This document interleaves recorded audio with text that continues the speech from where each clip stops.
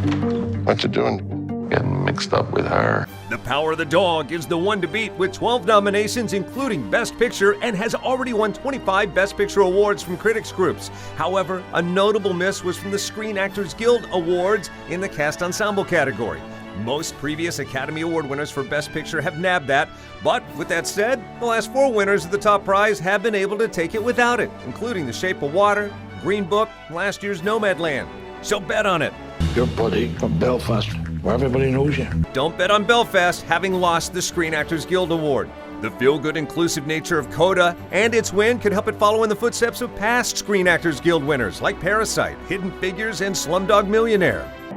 This world ain't never had no respect for Richard Williams, but they gonna respect y'all. King Richard boasts a dynamic cast of standout newcomers, Sanaya Sidney and Demi Singleton, and veterans like Tony Goldwyn and John Barenthal. And there was a snub early in the award season. Oscar nominee Anjouine Ellis' omission from the Screen Actors Guild supporting actress lineup could help the film's chances in this category to reward her outstanding achievement that was sadly overlooked. Spielberg, no stranger to the Oscars, and West Side Story has all the makings of a winner, except early steam. The performances are being celebrated, but the film itself doesn't seem to have the win, largely because of underperforming at the box office.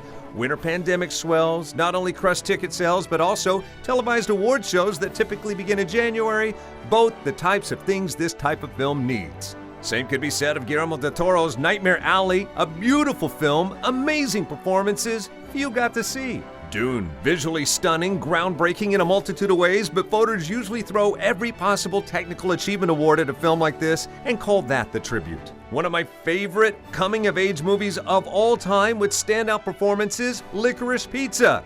But even I'm shocked it made its way into the nomination pile. See it, but I don't see it winning.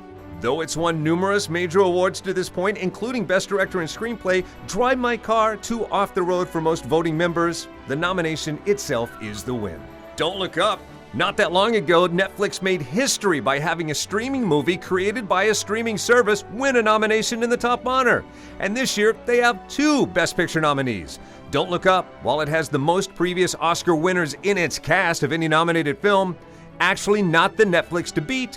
Again, that goes to The Power of the Dog. Okay, you making a mistake, but I'm gonna let you make it. Those are the words Will Smith himself likely has been saying for a while. It's been 15 years since an Oscar nod, but this year that mistake likely won't repeat. History will be in his favor. The vast majority in this category who win the Golden Globe go on to win the Oscar. He did for his portrayal of Venus and Serena Williams' dad in King Richard. Sort of a lonesome place out here, Pete. Benedict Cumberbatch, a critical darling for The Power of the Dog. He and Will are the only 2 nominees in this category from Best Picture. That gives the popular stars, neither of them have won Oscars in their respective careers, a leg up on the other 3 contenders. Fellow Brit playing an American, Andrew Garfield, as American playwright Jonathan Larson in Tick, Tick, Boom. Something wicked this way comes. Denzel Washington, a previous winner, has a run at number 2 with The Tragedy of Macbeth. The same goes for Javier Bardem's Desi Arnaz in Being the Ricardos. But again, if I were locking in my picks today, I'm going with recent Golden Globe and Screen Actors Guild winner Will Smith. Gonna shake up this world. 3 days. That's it. Is this the year Academy voters finally give love to beloved former Twilight lead Kristen Stewart? Moments ago, she was the one to beat, but then the Screen Actors Guild Award snubbed her, leaving the Spencer star on the fringe, despite a relentlessly powerful turn as Princess Diana. Crushing responsibility. Happy birthday. Olivia Coleman, this could be your day. She's a voter favorite, nominated last year for The Father and winning the year before that for The Favorite. Sorry, I got lost for a second. The Ricardos' Nicole Kidman will not be lost this year. She was tracking even with Lady Gaga, but with Gaga's snub in the nominations this year, that gives Kidman's brilliant turn as Lucille Ball in Being the Ricardos a big bump. Penelope Cruz, equally brilliant in Parallel Mothers, but despite her supporting actress victory bumping her chances, the film may be too small to keep her in the fight. And I want to put my arms around you, Tammy Faye. I'm thinking Jessica Chastain has the voter hug as well. Currently, it's the one to beat in most polls. I spoke with a Sacramento, California native about her take on Tammy Faye Baker. Everyone who met her said she was a kind soul. The people who knew her said she was so loving and generous and funny and just so full of life. Oye, Javi! Pon ¡Ponle fuego! ¡Vamos! Show's over, turn the lights out, it's done. The award for Best Supporting Actress goes to Ariana DeBose for her portrayal of Anita in Steven Spielberg's West Side Story. I spoke with Oscar winner Rita Moreno, who won the award for the same role 60 years ago, and as of now is the only Latina to win the Oscar. I would have done anything to get that part because I knew that it had importance and that it had life. And I know that it's going to do the same thing for Ariana DeBose. The Academy's oversight of Kirsten Dunst's brilliant performances in Interview with the Vampire, Virgin Suicides, Melancholia, and The Beguiled has been baffling. She's finally getting recognition for her turn as widower, frightened alcoholic Rose in Jane Campion's The Power of the Dog, alongside her real-life partner, Jesse Plemons.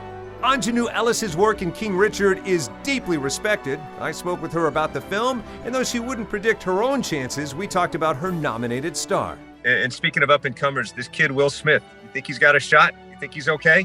I think he'll be all right. I think he'll be all right if he hangs in there.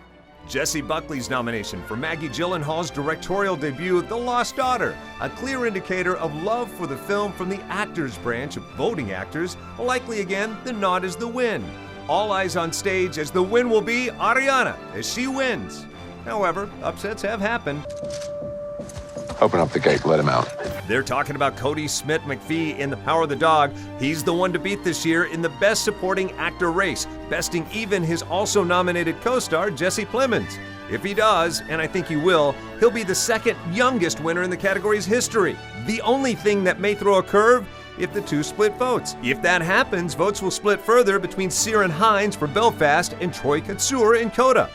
If they can't understand you, then they're not listening. Oh, voters listen, but Ciarán Hinds missed out on a Screen Actors Guild nod. Likely again, a voter split with his co-star Jamie Dornan. Kotsur and McPhee are the only ones who have been nominated at every critical precursor. Kotsur's rising star is exactly like that of another compelling deaf community story turned feature, Paul Raci's campaign for Sound of Metal last year. There's no such thing as the Danny Thomas Show. It's called Make Room for Daddy. Don't tell me comedy. We're also sorry, J.K. Simmons, the nomination, probably the win for you this year. Despite getting the honor for Whiplash a few years ago, his take on Fred and Being the Ricardos is the peak. See who takes the Best Supporting victory Sunday night, March 27th, 5 p.m. on ABC 10.